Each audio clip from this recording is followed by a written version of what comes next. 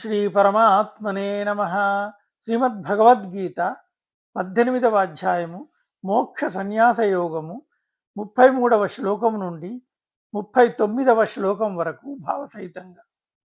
ధృత్వా యయా ధారయతే మనః ప్రాణేంద్రియ క్రియాః యోగేన వ్యభిచారిణ్యా ధృతిః సా పార్థ సాత్వికి.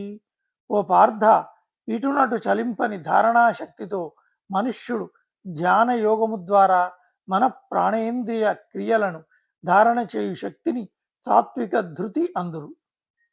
యయాతు ధర్మ కామార్థాన్ ధృత్వా ధారయతే అర్జున ప్రసంగేన ఫలాకాంక్షి ధృతి సా పార్థ రాజసి. కానీ ఓ పార్థ, అర్జున, కర్మఫలేచ్ఛగల మనుజుడు మిక్కిలి ఆసక్తితో ధర్మార్థ కామ విషయములను ధారణ చేయు శక్తిని రాజసధృతి అని అందురు. యయా స్వప్నం భయం శోకం విషాదం మదమేవ చ న విముంచతి దుర్మేధ ధృతి సా పార్థ తామసి. పార్థ, నిద్ర, భయము, చింతాశోకములు, ఉన్మత్తతలను విడువక దుర్మతి అయిన మనుష్యుడు వాటినే సంతతము ధారణ చేయుచుండును. అట్టి ధృతిని తామస ధృతి అని అందురు. సుఖం త్విదానీం త్రివిధం శృణు మే భరతర్షభ అభ్యాసాద్రమతే యత్ర దుఃఖాంతం చ నిజగచ్చతి. యత్తదగ్రే విషమివ పరిణామే మృతోపమం తత్సుఖం సాత్వికం ప్రోక్తం ఆత్మబుద్ధి ప్రసాదజం. ఓ భరతశ్రేష్ఠ, 3 విధములగు సుఖములను గూర్చియు నేను చెప్పెదను వినుము.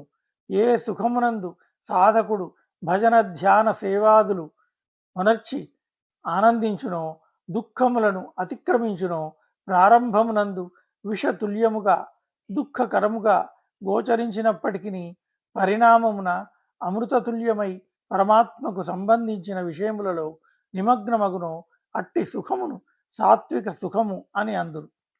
విషయేంద్రియ సంయోగాత్ యత్తదగ్రే మృతోపమం పరిణామే విషమివ తత్సుఖం రాజసం స్మృతం.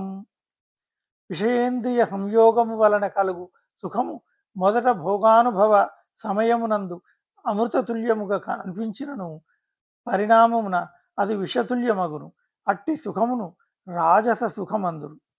యదగ్రే చానుబంధే చ సుఖం మోహనమాత్మనః నిద్రాలస్య ప్రమాదోత్తం చిత్తామ సముదాహృతం. నిద్ర, సోమరితనము, ప్రమాదము, మోహముల వలన ఉత్పన్నమగు సుఖమును తామస సుఖము అని అందురు. ఇట్టి సుఖము భోగ సమయమునందును పరిణామమునందును ఆత్మను మోహింపజేయుచుండును. ఓం తత్సద్. సర్వే జనాః సుఖినో భవంతు. రేపటి వీడియోలో మరికొన్ని శ్లోకాలు చదువుతాం.